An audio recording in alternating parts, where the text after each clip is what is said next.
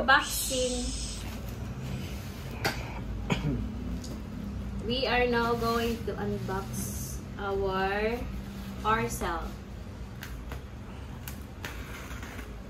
Ta-da!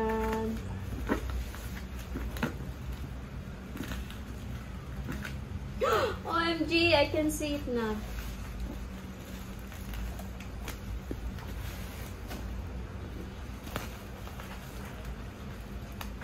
Ito ay isang very useful, lalo na pag brown out. Walang kuryente. Kaya, napabili na kami. I hope that's how it looks like inside. Okay.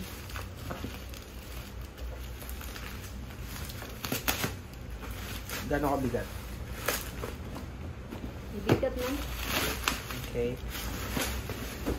Okay, so this is what you called portable power station from NSS, built in 300 watts inverter. The inverter siya. Nice. Unboxing. Tada! So, ito yung ano niya, battery charger niya. And then, yung, ano to? Sa ano ata to? Pagsaksak yun. Sa, Ayan, sa ano yan, oh? Hindi ko alam. Tapos, safely secured siya kasi may ganyan siya both sides.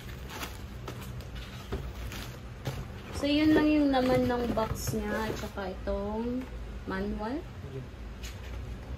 That's it. So, ito siya, guys.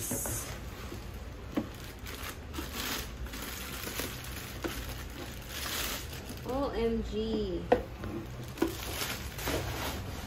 Can you show it closer? Nice. Tatlong USB, at dalawang USB port, isang para sa Type-C. Ito, ewan ko para saan ito. Ito. Tapos, ito para sa solar to siya. Charger. Okay. I-on natin. Okay. Let's turn it on. Ano ka, ano? Full charge ba siya? Ooh. Saan yung solar, by the way? Wala to solar. Bakit walang solar? Yung solar, mas ano, mahal. Eh, ba't naglagay ng solar dyan, oh? Na just in case lang magbili ka ng solar. Pwede man dyan. Oh, marami dyan. Okay. Okay na. Hello po.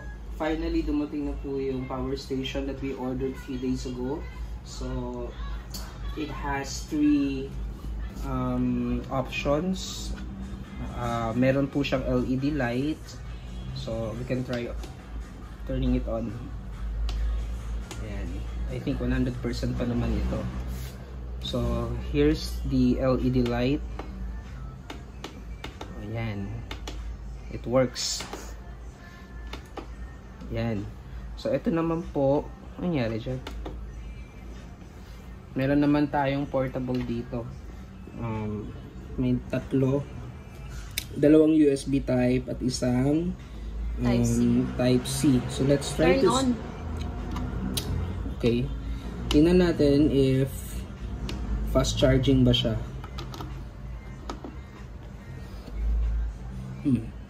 In fairness, fast charging naman siya. So, yun. And then, this one naman, ano kaya ito? This one naman, para sa ito, saksakan. Para sa electric fan, laptop. So, we have actually 300 watts maximum. Pero itong fan na to, that we are going to test, is only, I think, 70 watts. So, let's check. Oh. Uy. Yan. So here's the number 1. Kaya. Okay. Number 2. Number 3. Medyo humina ata yung electric fan. Kaya kailanganin ata palitan yung capacitor nito. So, not bad. So, I think that's it. You may try sa mga lagi nakaka-experience ng blackout. So, yun lang po.